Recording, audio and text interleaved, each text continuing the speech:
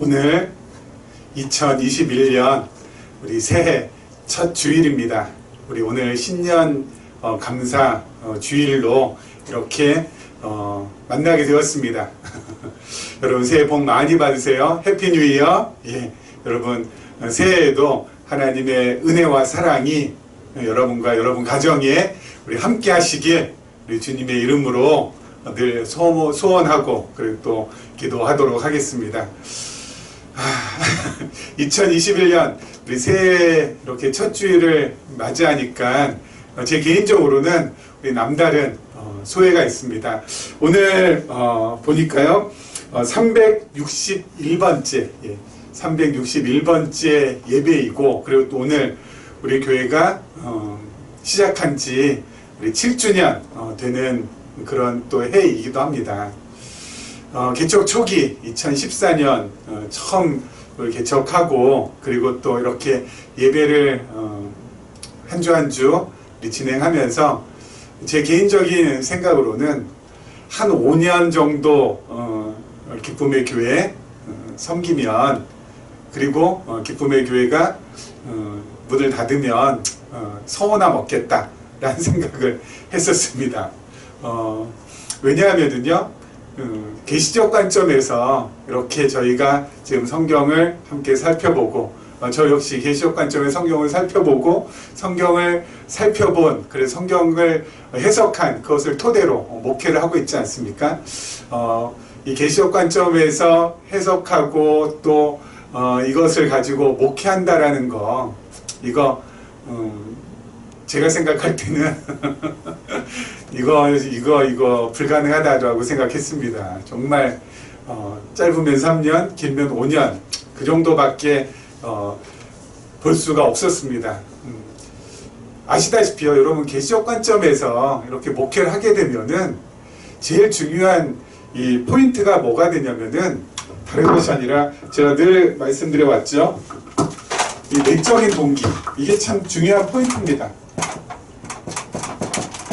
이 내적인 동기라는 것이 바로 뭐냐면은 정말 우리 스스로가 이렇게 막 우러나와서, 그리고 정말 자원하는 마음으로 무언가를 하게 되는 것, 누가 시켜서 뭐 하지 않고 뭐 누가 이렇게 강요해서 하는 것이 아니라 그냥 자기가 진짜 우러나와서 내가 진짜 좋아서 내가 진짜 원하니까 그냥 하게 되는 것, 그것을 말하는 겁니다. 이 내적인 동기가 바로 그런 거거든요. 그렇기 때문에 여러분 이 내적인 동기를 갖게 하기 위해서는 제일 중요시해야 되는 것이 바로 뭐냐면은, 이 내적 동기를 갖게 하려면 외적에서 동기를 유발하는 것을 하지 말아야 되잖아요. 뭐 예를 들어서 아마 대한민국에 있는 모든 교회 목사님들이, 목회자들이 우리 성도님들한테 여러분 주일날 꼭 예배에 나오십시오. 그리고 또 주일날 예배 나오실 때는 빈소로 나오시지 마시고 정말 이 정성껏 예물을 준비해서 나오셔야 합니다. 그리고 또 헌신하셔야 됩니다. 그리고 또 희생하셔야 됩니다. 그리고 또 뭐 서로 사랑해야 됩니다. 뭐 이런 등등등등등등 이러한 말씀들 거의 안 하시는 아마 목회자님들은 안 계실 겁니다. 과거에 저도 그랬고요. 근데 바로 그렇게 하는 것이 바로 뭐예요? 이 내적인 동기를 파괴하는 거예요. 이 내적인 동기를 갖지 못하게 만드는 거거든요. 옆에서 이렇게 쿡 하고 찌르는 거, 이거 이렇게 해야지 여러분 성공합니다. 이렇게 해야지 하나님으로부터 복을 받습니다. 이렇게 해야지만 하나님께서 더욱더 은혜를 베풀어 주십니다. 뭐 이런 조건문, 이거 우리 많이 들어봤잖아요. 이거 하지 마는 거죠. 여러분 그거 없이 어떻게 목회가 가능할까요? 근데 계시적인 관점에서 성경을 해석하다 보면은 성경은 외적 동기를 강요하거나 강조하거나 이것에 의해서 진행되는 그런 말씀이 아니더라고요. 내적 동기예요. 내적 동기. 정말 원해서, 정말 자원해서, 정말 스스로 우러나와서 하는 것, 그것을 하나님께서는 기뻐하시고 그것을 정말 좋아하시고, 여러분 그렇게 하는 것이 나 자신한테도 어때요? 이 행복이 오는 거거든요. 그렇기 때문에 여러분 근데 생각을 해보세요. 이거 안 하고 이거 해가지고 목회 과연 가능할까요? 이거 안 하고 그냥 스스로 우러나올 때까지, 정말 원할 때까지, 정말 자기가 정말 좋아서 할 때까지, 어때요? 이 내적인 동기를 갖다가 계속, 이걸 갖다가 또 옆에서 외적 동기를 가지고 끌어낼 수는 없는 거거든요. 우리 내적 동기는 뭐야? 기다려줘야 돼요. 그렇죠? 한없이 기다려줘야 되고, 한없이 기다려줘야 되고, 그리고 한없이 또 뭐야? 계시록 관점에서 말씀으로 공급이 또 돼야 돼요. 근데 말씀을 공급받는다고 해서 하루아침에 금방 되는 것이 아니라 이건 정말 오랜 시간이 걸려요. 외적 동기는 뭐 금방 되죠. 예? 하루 이틀이면 다 돼요. 하지만 이것은 1년, 2년 기다리면 안 될 수도 있거든요. 오랜 시간이 필요해요. 늘 특별히 우리는 여기에 많이 젖어 있었기 때문에 이거 한다는 건 진짜 무척 까다롭습니다. 그래서 말씀드렸잖아요. 한 5년 하면은 5년 하고 문 닫으면은 나중에 하나님 앞에 가서 책망은 받지 않겠다. 5년이나 했는데 무엇을 가지고 이쪽에 강조점을 두어서 근데 올해로 7년째 된다라는 거. 이거 정말 참 감사하지 않을 수 없는 일이죠. 또 여러분 이 내적 동기를 불러일으키기 위해서는 목회자가 또 가만히 있는 것이 아니라 어떻게 됩니까? 계시적인 관점에서 성경을 강론을 해야 됩니다. 그렇죠? 성경을 강론해야 돼요. 그렇기 때문에 늘 성경을 연구해야 됩니다. 연구하는 시간이 많아야 되고요. 하나님께서 참 감사하게도 연구할 수 있는 시간을 많이 주셔서 저는 충분히 지금 연구를 잘하고 있습니다. 연구할 시간을 하나님께서 충분히 주셔서 아주 연구를 지금 아주 잘하고 있고, 그리고 또 이 성경 강론 계시록 관점에서 성경을 갖다 1장부터 마지막 장까지 한 절 한 절 읽으면서 우리가 지금 우리 전도서 이렇게 하는 것처럼 이걸 해야 된다고요. 계속 전도서 끝나면은 다음에는 또 다른 권을 이제 택해서 또 하겠죠. 그렇게 계속 해야 돼요. 계속. 그래서 성경 강론을 통하여서 뭘요? 내적 동기를 갖게 만들어야 되는데, 이 내적 동기를 갖게 만든다는 것은 성경 강론을 통하여서 성경에 나타난 하나님을 어때요? 확인시켜 드리면 되는 거예요. 성경에 나타난 하나님 바로 이런 하나님이십니다. 성경에 나타난 하나님은 우리가 배워야 될 하나님 바로 이런 하나님이십니다. 우리가 정말 깨달아야 될 하나님은 이런 하나님이십니다. 하나님을 깨닫게 하고 만나게 해주고 그리고 알게 해주는 것. 이게 바로 목회자로서의 자리를 잘 지키고 있는 것이고 자리매김을 잘하고 있는 것이라고 저는 생각이 되거든요. 뭐 다른 말 할 것이 없어요. 그냥 하나님만, 성경을 통하여서 하나님만 잘 배울 수 있도록 옆에서 어때요? 서포트 해주고 어시스트 해주면 되는 거예요. 그러니까 기존의 목회자는 뭐 이렇게 해라 저렇게 해라 이러면 이거 합시다 저렇게 합시다 되게 많이 해왔고요. 제가 개척하기 전에 10년 이상을 갖다가 제자훈련 했잖아요. 그 제자훈련 한 것도 지금 하진 않습니다. 왜요? 제자훈련 하게 되면은 이쪽으로 가기가 너무너무 쉽거든요. 외적인 동기를 강조하기가. 하루에 성경 꼭 읽어야 됩니다. 또 이거 큐티 해야 됩니다. 그리고 또 이거 해야 됩니다. 과제물 해야 됩니다. 이거 너무 많잖아요. 그거 전부 다 외적 동기, 푸시하는 거거든요. 그러면 사람 바뀝니다. 말씀드렸잖아요. 사람이 바뀌어요. 그런데 그 푸시가 없어지면 다시 돌아와요. 그게 한계예요. 하지만 내적 동기는 시간이 긴 시간이 걸리지만 이것이 한번 어때요? 발현이 되면은 길게 가요. 이 땅에서 숨질 때까지 계속 가요. 이게 이쪽으로 저는 가는 거예요. 계시록 관점에서 또 강론을 하다 보면은 기존에 신앙생활을 해왔던 거하고는 완전히 또 다른 차원으로 또 신앙생활을 하셔야 됩니다. 기도생활 완전히 또 달라지고요. 하루에 30분 기도하는 거 아니요? 삶이 기도고 기도가 삶으로 돼야 되는 것이 그게 진정한 기도이기 때문에 뭐 특정 장소에서 특정 시간 거기에서 그거 전부 다 뛰어넘어야 되는 거고요.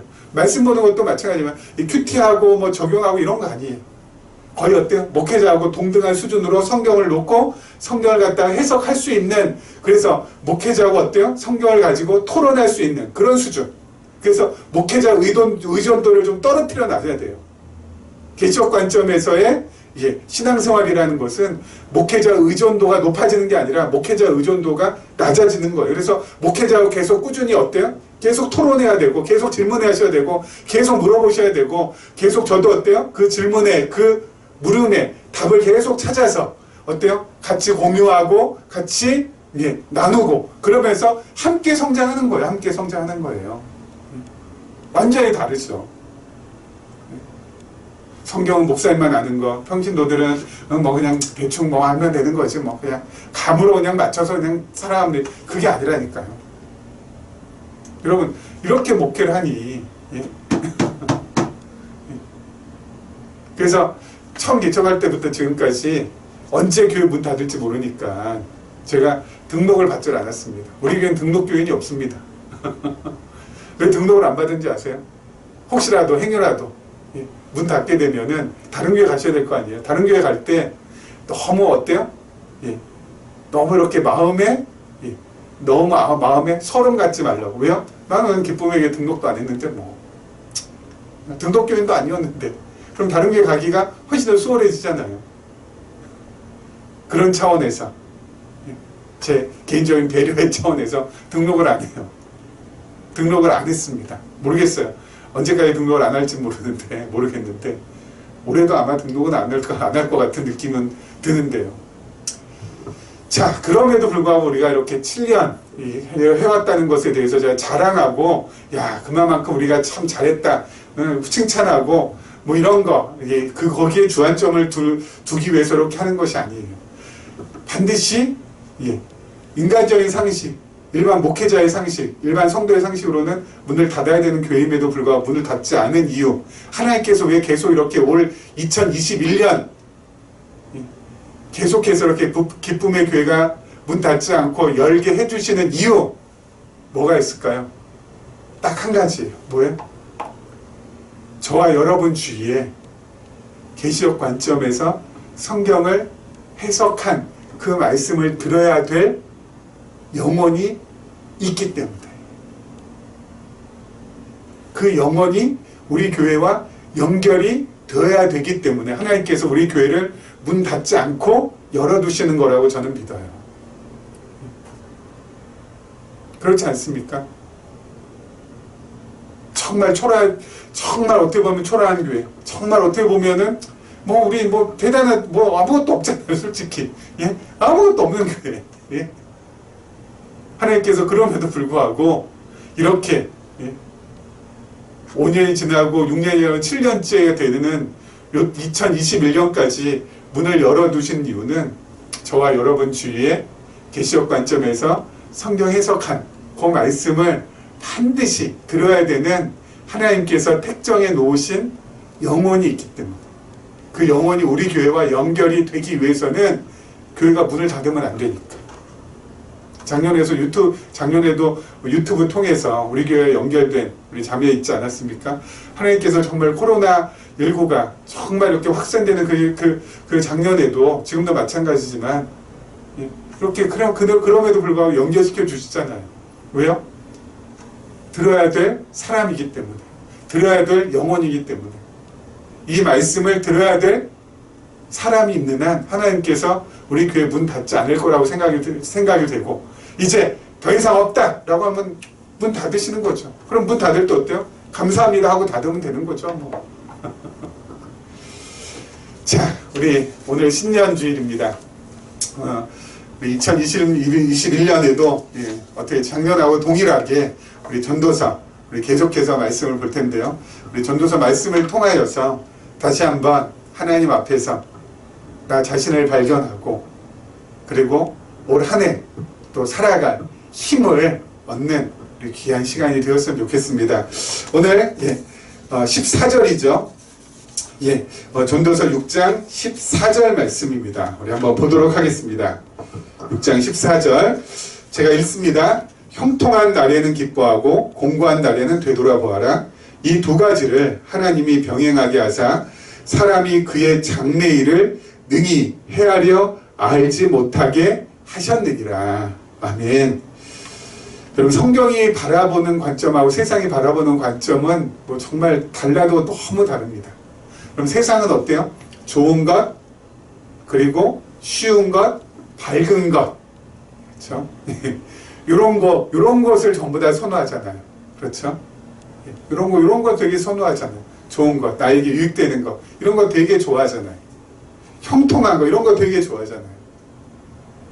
그리고 거기에 어때요? 삶의 가치를 두잖아요. 근데 성경은 그렇지 않아요. 성경은 어때요? 어두운 것, 힘든 것, 어려운 것, 이런 것도 어때요? 밝은 것, 쉬운 것, 형통한 것 하고 똑같은 가치를 둡니다. 가치가 같아요.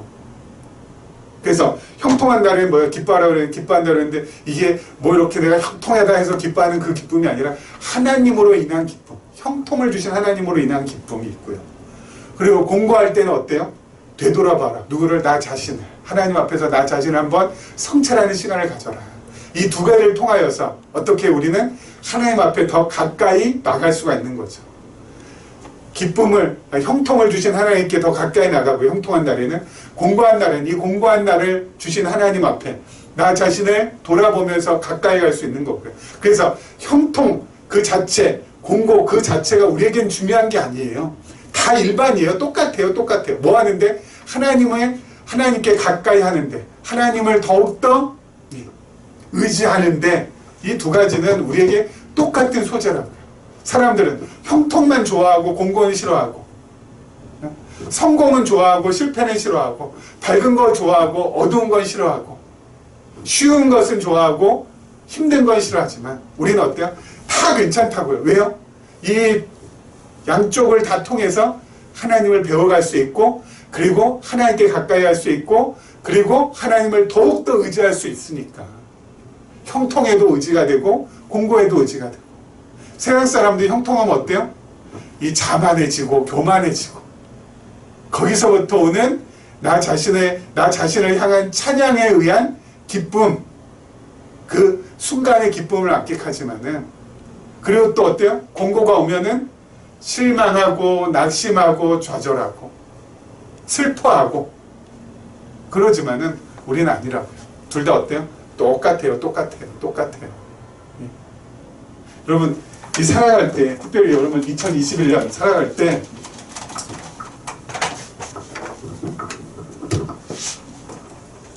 이렇게 살아가시는 분 계시잖아요. 업, 다운이 심하게, 예. 이렇게 가시는 분.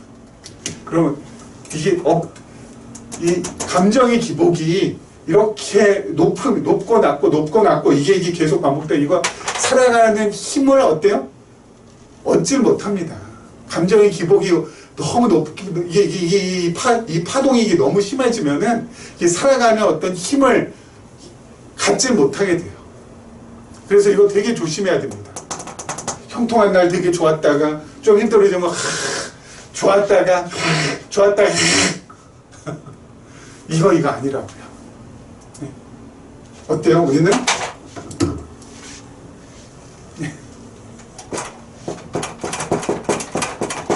좀 평평해야 돼요. 너무 또 이게 없을 수는 없지만, 그날 있지만은 어때요? 이게 파동이 어때요? 작잖아요. 이게 아니라 좀 찰랑찰랑하면서 평평하게. 왜요? 공부할 때는 하나님 앞에서 나 자신을 되돌아보고, 그리고 형통할 때는 하나님께서 주신 그 기쁨을 가지고. 그래서 형통할 때는 어때요? 나 자신을 갖다가 보호하는데 그 형통을 사용하고, 그리고 이웃을 사랑하는데 그 형통을 사용하고, 그리고 하나님 나라를 갖다가 세우는데 그 형통을 사용하고, 그러면서 어때요? 가면 되시는 거예요. 그럴 때 쌓아놓지 말라고 했잖아요. 사용하면서 쌓아놔봤자 그것이 내 것 되는 거 아니니까. 공고한 날에는 어때요? 오히려 어때요? 우리는 공고한 날에는 더 하나님을 더 의지하게 되죠. 더 하나님을 더 붙들게 되죠. 더 하나님께 나아가게 되죠. 그러면서 형통이나 공고나 어때요? 둘 다 삶의 목적도 아니고, 이 두 자체가 우리 인생을 갖다가 판가름 짓는 요소도 아니고, 어때요? 이 두 가지는 단지 하나님을 배우기 위한 소재거리, 하나님 배우기 위한 소재거리. 그것으로 삼고 가시면 되는 거예요. 어떻게? 평평하게, 심령이 좀 평평하게 그렇게 나아가시면 된다라는 거 여러분 꼭 좀 기억해 주시기를 좀 바라겠습니다. 자, 15절 말씀 보겠습니다. 내 허무한 날을 사는 동안 내가 그 모든 일을 살펴봤더니 솔로몬이요, 자, 자기의 의로움에도 불구하고 멸망하는 의인이 있고 자기의 악행에도 불구하고 장수하는 악인이 있으니. 참 보겠습니다. 자기의 의로움에도 불구하고 멸망하는 의인이 있다. 의로운데 정말 착한데 어때? 하는 족족 일이 안 되는 거죠. 야, 법 없이도 살 사람인데 왜 저렇게 일이 안 풀리는지. 곁에서 그런 주위에 계신 분들 적어도 한 분 이상 있지 않습니까? 그렇죠? 많이 안타깝고 많이 좀 답답하고 그렇지 않아요? 게다가 여기 보니까 악행에도 불구하고 장수하는 악인도 있어요. 야, 저건 진짜 하늘에서 정말 불 떨어져서 그냥 하루빨리 그냥 이 세상 정말 떠날 위인인데 아니 저렇게 그냥 나쁜 짓 많이 하면서도 오래 사네. 그런 사람도 있다고요. 참, 여러분 세상 참 희한하죠. 그래서 세상은 요지경이라는 그러한 가요도 나온 것 같아요. 자, 여러분 유태인 중에 엘리 비젤이라고 하는 사람이 있습니다. 엘리 비젤. 이 엘리 비젤은 이 독일 나치 정권 시절에 아우슈비츠 수용소에서 이 사람 유태인이었으니까 완전히 그 수용소 생활을 했던 사람입니다. 근데 거기에서 가장 끔찍했던 장면이 뭐냐면은 뭐 어른들이야, 어른들도 그러면 안 되지만 여러분 아이들조차도 어린 아이들이 무고하게 죽어가는 그 처참한 광경, 그 처참한 광경을 바라보면서 엘리 비젤이 도대체 하나님은 어디 있느냐, 도대체 하나님이 과연 살아계시느냐, 하나님은 과연 이렇게 수많은 사람들이 죽고 심지어는 피워보지도 못한 채 죽어가는 저 어린아이들, 하나님 지금 어디 계시느냐, 하나님 이럴 수 있느냐. 그래서 이 사람이 설파했던 것이 바로 뭐냐면은 저항적 무신론이라고 합니다. 하나님께 저항하면서 하나님 없다고 하는 것, 저항적 무신론을 주창했어요. 그래서 이 사람이 요 분이 노벨 평화상도 타시고 또 저기 문학작품이라고 밤이라는 나이트라는 거기에 정말 처절한 그 모습을 정말 적나라하게 표현하면서 하나님이 과연 살아계신지, 과연 하나님이 살아계시다면 저런 꼴을 갖다가 왜 두고만 보시는지, 하나님은 왜 침묵하시는지, 그런 하나님은 존재하지 않을 것이다. 그래서 그 당시 많은 지성인들이 그렇게 쏠려서 갔던 기억이 있습니다. 그렇죠, 여러분. 아니 저렇게 의롭게 사는데, 저렇게 착하게 사는데, 정말 법 없이도 사는 사람인데 왜 저런 고난과 고생과 고통을 당해야 되는지, 그리고 정말 수많은 사람들의 눈에서 피눈물 흘리게 한 뭐 비근한 예로 북한의 우리 김일성 그리고 김정일, 여러분 그분들이 그 사람들이 이렇게 막 그냥 이 젊은 시절에 죽지 않았잖아요. 그렇죠? 어떻게 보면 수 다 누리고 갔잖아요. 그런데도 안 묻어지고 있잖아요. 우리나라에도 과거 군부독재 우리 12.12 군사 쿠데타로 정권을 잡은 그 전직 대통령 아직까지 골프 치시면서 살고 계시잖아요. 그런 거 보면 진짜 막 그냥 막 먼저 뒤집어지죠. 속이 뒤집어지죠. 그냥 세상에 이렇게 세상이 이렇게 돌아가면 안 된다고 하고, 세상에 어떻게 이런 일이 있나? 착한 사람들은 망하고 악한 사람들은 오래 살고 많이 누리고 이거예요.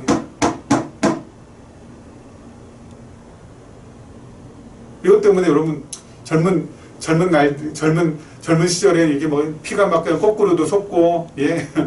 막 그냥 이게 막 그냥 우라통이 터지고 막 그랬던 기억들 다 있으실 겁니다. 그런데요, 늘 말씀드리지만,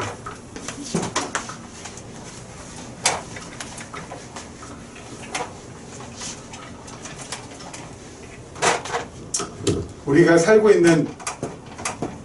여기서 살고 여기서 이제 마치는 우리의 인생, 그러면 여기서부터 여기까지, 그렇죠? 여기가 전부라고 생각한다면 우라통 터지죠.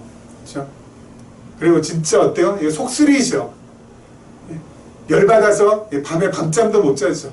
착한 사람 망하고 악한 사람들은 누리고 그냥 형통하고 그런 거 보면은 그냥 어때요? 뒤집어지죠. 그냥 예. 여기가 끝이라면, 이게 끝이라면. 근데 우리는 어디까지요? 이게 있자고요, 이게. 늘 잊지 마세요. 영원이라는 세계. 영원 세계 속에서는 이것은 뭐예요? 그냥 점에 불과하다고 했잖아요. 여러분, 이 점에 불과한 요 안에서 모든 것을 전부 다 어때요? 모든 것을 정의롭게 다 그냥 결론 내리고 그게 아니에요. 여러분, 모든 것을 다 결론 내리는 거. 모든 것을 여러분들 심판하는 것은 시공간의 세계가 아니라 영원의 세계. 여기에 힘 보좌 심판이 있다고요. 하나님께서 심판하신다고요. 여기에서. 여기에서 심판하신다고요. 그렇기 때문에 너무 속 끓고 살지 마세요. 특별히 우리 하나님의 자녀들은 그런 불의한 모습, 그런 정말 악질적인 모습 보면서 너무 어때요? 뭐 울분에 차거나 너무 이렇게 할 필요 없어요. 왜요? 그래, 저 인생들 결국은 이게 여기서 여기가 전부인지 알고 그렇게 지멋대로 그냥 발광하면서 살지만, 악을 저지르면서 살지만, 예? 하나님께서 그날 하나님 앞에서는 너희들 다 끝난다. 그렇죠? 너희들 다 끝난다. 택함받은 자녀들은 영생으로, 택함받지 못한 사람들은 영벌로 하나님께서 완전히 심판하신다. 그래, 그렇게 살아라. 여기가 전부인지 알지? 아니다. 그러면서 우리는 어때?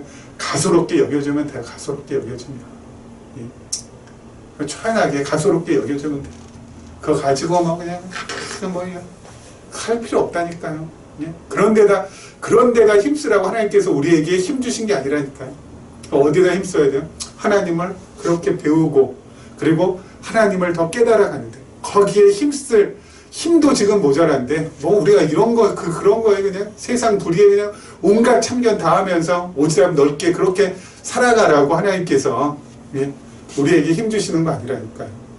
그럼 성경 창세부터 계시록까지 거기에 나타난 하나님을 배우기에도 어때요? 우리의 인생은 모자라도 너무 모자라요. 제가 늘 말씀드리잖아요. 제 소원은 바로 뭐라고요? 창세부터 계시록까지 한번 강론 끝냈으면 좋겠다는 게 제 소원이지만 그건 소원일 뿐이에요. 아마 제 평생 이루어지기 좀 어렵지 않을까라는 생각을 합니다. 이루어지기 좀 어렵지 않을까. 여러분도 생각을 해보세요. 창세부터 계시록까지 여러분 한 분 한 분이 어때요? 계시록 관점에서 성경을 갖다가 해석하고, 그리고 그 해석된 것을 이렇게 기록으로 남기고 하면서 창세부터 계시록까지 쭉 한번 하시는 생각. 그럼 지금부터 아마 하시는 분들, 특별히 저처럼 50 넘어서 시작하시는 분들은 아마 시간 없으실걸요? 마음부터 시작하시는 분들도 아마 시간이 깐당깐당 할걸요? 20대, 30대는 그거 할 생각 아직 못하고 있을걸요? 다른 데 정신 팔려서? 그러다 보면은 여러분 창세부터 계시록까지 쫙 한번 본다라는 거, 계시록 관점에서 그거 진짜 한번 볼까 말까 한 인생 아니겠습니까? 근데 어디다가 우리의 힘을 써요? 어디다가? 거기에다가도 힘쓰기 모자란 판에. 그래, 그 인생들 다 하나님께서 여기가 전부인지 알고 저렇게 노란하고 있지. 여기가 전부인지 알고 저렇게 그냥 응? 하나님 멸시하고 무시하면서 저렇게 살아나가고 있지. 그래, 불쌍한 영혼들, 가소롭다. 여기가 끝이 아니야. 너희들 이거 기다리고 있어. 나는 이거 하고 가. 너희들 아마 내려가기 쉬울걸? 그러면서 그러면 마음은 어때요? 마음은 거기에서 옮겨서 오히려 하나님을 더 가까이 하는데 사용하시면 된다. 자, 보겠습니다. 그 다음 절이요. 지나치게 의인이 되지도 말며 지나치게 지혜자도 되지 말라. 어찌하여 스스로 패망하게 하겠느냐. 지나치게 악인이 되지도 말며 지나치게 우매한 자도 되지 말라. 어찌하여 기한 전에 죽으려고 하느냐. 너는 이것도 잡으며 저것에서도 내 손을 놓지 아니하는 것이 좋으니 하나님을 경외하는 자는 이 모든 일에서 벗어날 것임이니라. 아멘. 자, 여기에서 중요한 포인트는 바로 지나치게. 그렇죠? 적어드릴까요? 지나치게 의인 되지 말고 악인 되지 말고 그리고 우매한 자 되지 말고 지혜자 되지 말고 지나치게 사자성어 가운데도 과유불급이라고 하죠. 지나침이 모자람만 못하다. 그렇죠? 과유불급. 근데 중요한 것은 이게 안 돼요. 이게 우리는. 그렇죠? 우리는 이게 안 돼. 다 지나치게 돼 있어요. 저희 부친께서도 저한테 어린 시절에 이런 말씀 많이 하셨거든요.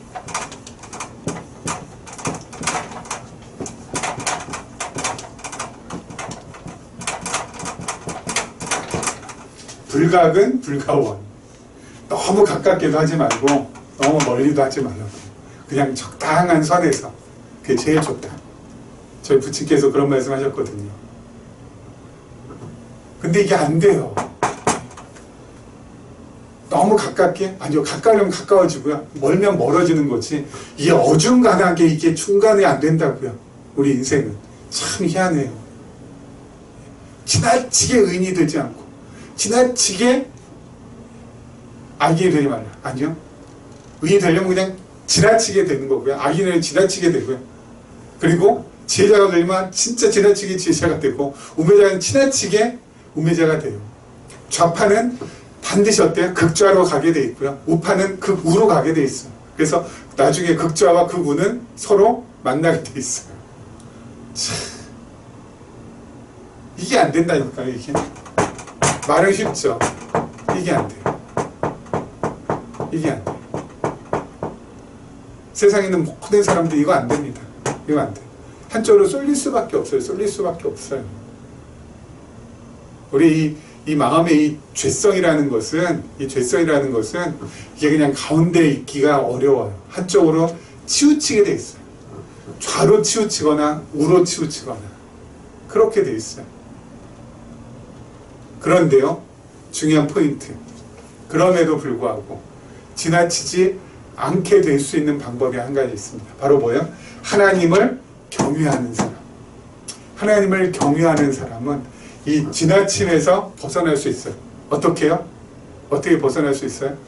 여러분, 하나님을 경외한다는 것은 하나님을 갖다가 경외하기 위해서는 성결 조건이 있죠. 뭡니까? 하나님을 알아야 돼요. 하나님을 배워야 되죠. 그래야지 하나님을 경외할 수 있는 거잖아요. 여러분, 우리가 하나님을 알고 배우게 되면은 알고 배운 만큼 나 자신을 알게 돼요. 과거에 이 소크라테스가 너 자신을 알라 라고 했지만 아마 소크라테스도 자기 자신 몰랐을걸요? 왜요? 여러분, 하나님을 전제하지 않고는, 하나님을 도외시하고는 나를 갖다가 알 수 있는 방법은 전혀 없어요. 하나님을 전제해야지만, 하나님 앞에서만이 나 자신을 알 수 있거든요. 그렇죠? 그래서 하나님을 아는 만큼 나를 알 수 있어요.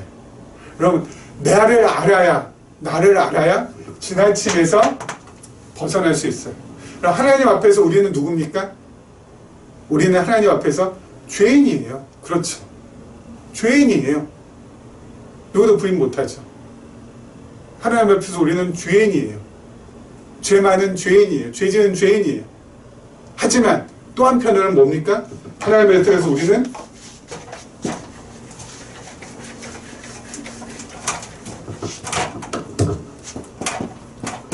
죄인이지만 또 한편 어때요? 하나님께서 거듭나게 해주셔서 의롭게 된 의인이기도 합니다. 그렇죠? 우리는 죄인이자 의인이에요. 또 우리는 어때요? 하나님 아는 지식이 있으면, 하나님 아는 지혜가 있으면, 그래서 구원에 이르는 지혜가 있는 지혜자예요. 하지만 또 한편은 어때요? 그 지혜가 있지만, 그래서 하나님 아는 지혜로 그렇게 살아가지만 그 지혜를 무시하고 어때요? 내 경험에서 나온 지혜, 그걸 가지고 살아가는 욕도 많아요. 그걸 갖다 뭐라고 합니까? 우매하다고요. 우리는 지혜자이기도 하지만 우매자이기도 해요. 죄인이기도 하지만 의인이기도 해요. 이 두 가지가 우리 안에 다 들어있다고요. 우리는 그 두 가지가 다 있는 것을 우리가 어때요? 알아요. 하나님 앞에서. 하나님 앞에서 나는 정말 죽을 수밖에 없는 죄인입니다. 하지만 하나님께서 그런 죄인을 구원해 주셔서 의인 되게 하셨습니다. 하늘의 지혜를 갖다가 알고 담고 살아가는 지혜자지만 때로는 자주 그 지혜를 무시하고 내 지혜를 의지하고 내 지식을 의지하고 내 경험을 의지하면서 살아가는 우매자이기도 합니다. 그래서 늘 이 두 가지가 어때요? 동시에 우리 안에 있어요. 여러분, 이 동시에 우리 안에 있다라는 것을 깨닫게 되면은 어디 갔습니까? 지나치게 여기에서 벗어날 수 있다. 그렇죠? 여기에서 벗어날 수 있다. 지나치지 않을 수 있다. 내가 죄인입니다. 그러나 의인입니다. 나는 지혜자입니다. 그러나 우매자입니다. 이 두 개가 내 안에 같이 있습니다. 이 땅에 우리가 살아가는데, 우리가 이 땅에서 살아가는 한 이 두 가지는 다 우리 안에 다 있을 수밖에 없잖아요. 그렇죠? 그래서 너무 어때요? 내가 의롭다고 의인이라고 막 이렇게 나가지 않게 돼요. 뭐 때문에? 그래, 난 죄인이야. 그럼에도 불구하고 난 죄인이야. 또 이쪽으로 너무 나가지 않게 되죠. 난 죄인이야. 그래도 쓸모없어. 난 살아봤자 소용없어. 그러면서 이쪽으로 계속 나갈 때 어때? 하지만 하나님께서 나를 의롭다 해주셨어. 그러면서 이쪽으로 지나치게 되거나 이쪽으로 지나치게 될 때 어때요? 이걸 갖다 중심 딱 잡아줘요. 이 두 가지가 우리 안에 동시에 있기 때문에. 너무 지혜롭다고 하면서 뽐낼 수 없다고요. 왜요? 우매자인 걸 아니까. 너무 우매해가지고 낙심할 필요가 없다고. 왜요? 지혜자니까. 두 가지가 다 우리가 동시에 있잖아요. 그래서 하나님을 경외하는 자, 하나님을 아는 사람, 하나님을 깨달은 사람은 어때요? 지나치게 해서 벗어날 수 있어요. 나는 지나치지 말아야지. 나는 절대 지나치지 말아야지. 과유불급, 불가능 불가원. 그러면서 그냥 내 의지, 내 결단, 내 노력, 내 열심으로 여기에서 벗어나는 것이 아니라 뭐예요? 하나님을 알게 되니까, 나를 알게 되고, 나를 바로 알게 되니까, 내가 이런 존재라는 걸 알게 되니까 여기에서 자연스럽게 벗어나게 되는 거예요. 아까 말씀드렸잖아요. 성경은 외적 동기에 의하지 않는다. 성경은 여러분 보세요. 지나치게 의인 되지 말라고 했죠. 지나치게 악인 되지 말라고 했죠. 지나치게 지혜자 되지 말라고 했죠. 지나치게 뭐야? 예. 지혜자도 되지 말라고 했죠. 여러분, 가운데 중도 걷는 것이 중요합니다. 여러분. 여러분 모두 중도를 걸으시는 여러분이 되시기를 부탁드립니다. 그게 아니라고요. 내 의지와 결단에 의해서, 내 열심과 노력에 의해서 이게 되는 것이 아니라 어때요? 하나님을 알고 나를 알게 되면, 하나님을 깨닫고 나를 깨닫게 되면 자연스럽게 벗어날 수 있어요. 내 주제를 파악하니까 지나치지 않게 된다고요. 이게 하나님의 말씀입니다. 여러분, 올 한 해 우리에게 어떤 일이 닥쳐올지 아무도 예측하지 못합니다. 하지만 오늘 하나님 말씀에 뭐예요? 하나님께서 형통과 공고를 병행하게 해주신다는 것은 확실하게 우리에게 보여주셨죠. 그렇죠? 예. 예측하지 못하게 한다고요. 하나님께서 우리를. 하지만 형통과 권고 병행하게 해주신다고요. 형통할 때, 권고할 때 하나님 배우시고, 또 그 하나님 배우는 만큼 내가 누군지도 바로 배우셔서 늘 어때요? 조화와 균형 있는 삶, 한쪽에 치우치지 않게 되는 그런 삶을 성령께서 반드시 이끌어 주실 텐데, 그런 은혜를 우리 모두가 함께 누리며 2021년 한 발자국 한 발자국 힘차게 나아가시기를 주님의 이름으로 축원합니다.